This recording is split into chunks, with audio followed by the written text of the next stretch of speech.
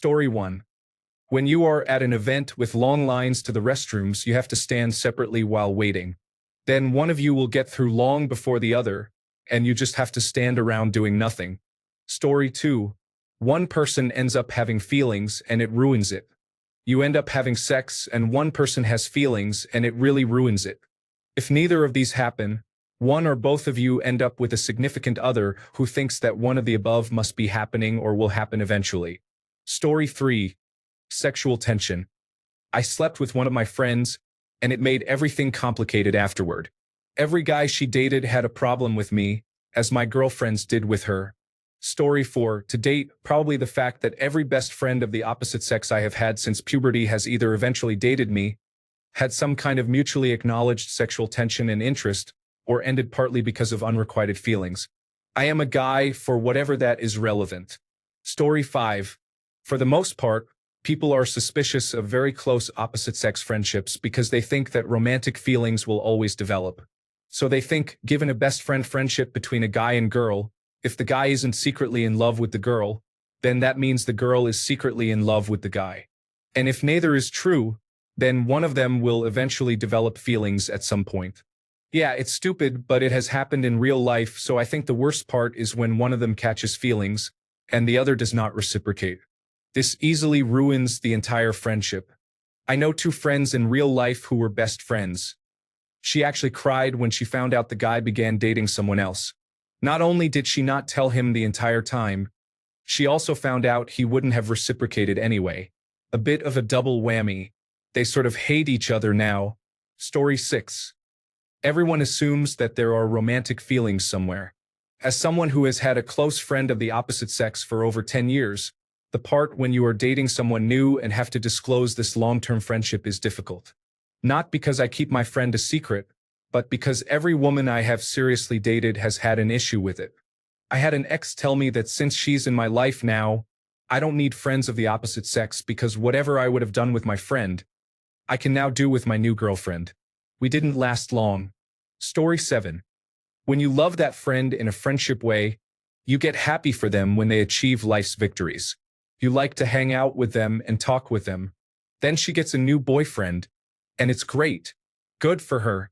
But then you see them kiss, and something in your stomach says, "You're in trouble, my friend." That little spark of jealousy messes you up. Story 8. So, are you two dating? No. The best is when people think we are on a double date with each other and not our respective partners. We are friends, not food, and it helps that our partners know our friendship and trust us not to do something stupid. Also, he is a little gross, more like my older brother than anything romantic. Story 9. I'm gay, but I understand the sentiment because I've had two experiences. One where I had a crush on my straight male friend, and another where I was friends with another gay man for a while, and suddenly, out of the blue, he asked me to move in with him. What ended up happening organically is that, in both cases, someone confessed their feelings for someone else. I told my friend I liked him, even though I knew he was straight and I had no chance because I just wanted to get it off my chest. To my surprise, he hugged me and said, "If I were gay, I'd totally date you." I found it easier to be friends with him afterward because that wasn't weighing on me anymore. Paradoxically, he found it easier around me too. You'd think it would be the opposite because now he'd be on guard and feel awkward hanging out with someone who likes him. However, he appreciated me being honest, and he felt more comfortable that we could share intimate things with each other. That was cool. With the gay man, we had been friends for 3 years before he asked me to be his boyfriend and to move in with him at the same time. I'd never been attracted to him in that way since meeting him, but as friends, he's a great guy. I told him immediately, "Sorry, but I don't see you that way. I hope we can still be friends though." He said, "I don't think so," and I suggested we schedule a lunch exactly 1 week from then to let feelings settle. At that lunch, he said there are certain traits I have that he finds very attractive, traits he wants in an ideal partner. Just like with my straight male friend, here I am on the opposite side of it. So, I thanked him for being honest and asked, "Are you okay with just staying great friends?" I'm happy he said yes. From these experiences, it seems to me that whenever two people who have the potential to be attracted to each other hang out, one or both parties inevitably end up asking if dating is possible. Maybe that's our evolutionary instinct or something, to pair up with someone rather than no one to procreate. Anyway, I found that if you acknowledge it up front, like in both my cases, it ceases to be a problem afterward, probably because you acknowledged it so no one is left wondering what if anymore. Story 10. Wanting to sleep with them at that primal level but valuing the friendship so much that you wouldn't. However, if the opportunity truly presented itself, you probably would. Oh, the internal conflict. Story 11. People assume you are dating or you will date or either of you will want to date. Just chill, people. Life isn't about dating someone and becoming a distributed meta-organism that happens to be constituted of two humans. Story 12. To preface this, I know I'm lucky and have the quintessential opposite-sex best friendship with my best friend. Neither of us want anything from each other than friendship. So the worst part I'm about to mention is purely selfish, affects nothing, and again just makes me even luckier to have this incredible relationship in my life. I'll never be the most important man in her life, not that it would change anything if I was. That will always be her husband, and he's awesome, for the record. No matter what, that's all there is to it. So why do I even think about it and write this long of a post about it? Whenever I see two male/female best friends, I think, hey, they could be the most important men or women in each other's lives. But she and I will never have that just by default. It's just a thing that pops into my head every once in a while, mainly because of others, not us. Story 13. Had a friend who was interested in me when I wasn't. When she knew that, she started spreading rumors that I hit on her. When I proved that was untrue, she started spreading rumors to other people that I only rejected her because I was gay. Story 14. That your spot will be taken by a proper boyfriend the moment she finds one. It won't ever be any other way because the role you're filling in is what she'll always expect from the right boyfriend, in addition to all the rest, obviously. Story 15. I relate to a lot of these comments because I am currently going through the same difficult situation. I had a friend of 4 years I developed feelings for, and when she didn't reciprocate those feelings, it became very hard for me to remain friends with her because I was being haunted by my own feelings. Long story short, I told her I needed time away to get over it, and she didn't take it well. An argument ensued, and I ended up losing her. To this day, I don't know if I did the right thing because I lost a really good friend and crush. Life, I guess. Story 16. Most of my male friends, if I am visiting them or sleeping over, there is generally no likelihood that they will have a tampon for me. I have to buy the whole box while visiting them for a day and take it back with me. Story 17. Insecure potential partners who can't deal with it. The thought of being romantically involved with my best guy friend is absolutely unappealing.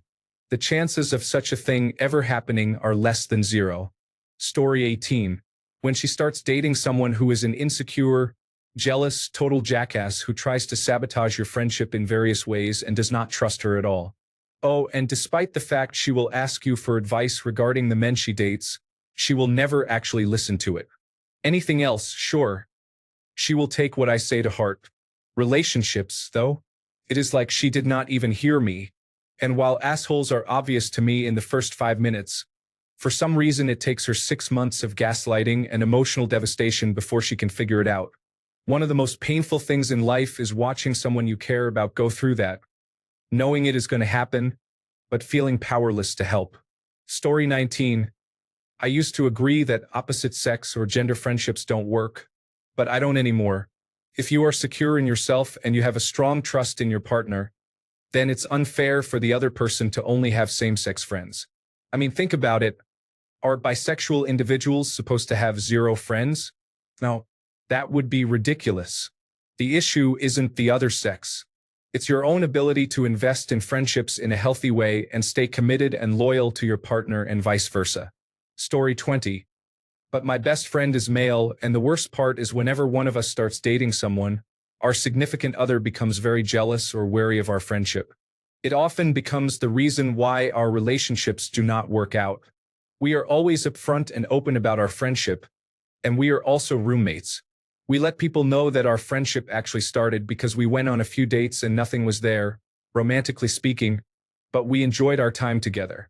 We just figure that the right person will understand that we are each other's family, And it serves as a way to filter out jealous and insecure people, but it still feels bad sometimes. Another frustrating thing is that we work together, so all of our coworkers think we are dating. I had a crush on a guy forever, and then he got a girlfriend. A year later, when we had become good friends and he was still dating the girl, I admitted the past crush and he said, "Oh, I asked around, and someone said you and he were together, which is actually why I did not ask you out." Story 21. The only negative was my ex's reaction to it. She was all like, "You spend time alone with other women and expect me to feel nothing." And I was all like, yeah. She had problems, but I never let that become my problem. Story 22. It's really awkward when you introduce your significant other to a group that thinks you are dating the friend. All the "I thought you" and insert name here were a couple is easily the worst thing to have said in front of the actual significant other. Story 23. I like having female friends. I like that they process things differently than guys. I like that they are better at dealing with sorting out feelings and the mental mess better than guy friends. And a good female friend can be just as loyal and generous as any guy friend. The problem is this. A guy and a girl cannot spend a lot of one-on-one time together without some sexual tension developing. Sometimes it will be one-sided, sometimes it's mutual. Sometimes people take turns or things go into hibernation for a while, but it's always there lurking in the background. And it's doubly tough for guys because we don't form emotional connections with others easily. So when a girl wins that level of intimacy from us, it's a big deal for us, the same way girls feel attachment even in spite of themselves after hooking up with a guy. So in light of that, and assuming the girl is at least somewhat attractive, a hot female friend is already relationship material in a guy's eyes unless he has a very good reason not to, which also happens. I've experienced the friend zone from both sides, and I can tell you neither side is fun and almost always spells the doom of the friendship long term. Either the one with the crush has to put themselves first and go cold turkey, or the one being crushed on feels suffocated by the neediness and unspoken expectations and distances themselves. In my experience, this is the only way to mitigate or prevent the friend zone. Communicate and communicate honestly. Easier said than done, but absolutely crucial for both people. Often one side will want to hold back, either because they've got the upper hand and want to keep it, don't want a bad reaction, or don't know how they feel and possibly don't want to. Avoid that at all costs because that's how things get messed up. If there's a mismatch in wants and feelings, get to the root of it. If they're your friend and you care about them and you really feel hooking up or dating would not work, you must tell them exactly why. Once again, this can be tough. I once avoided telling a female friend that I didn't want to date her because she had her chance before and didn't take it.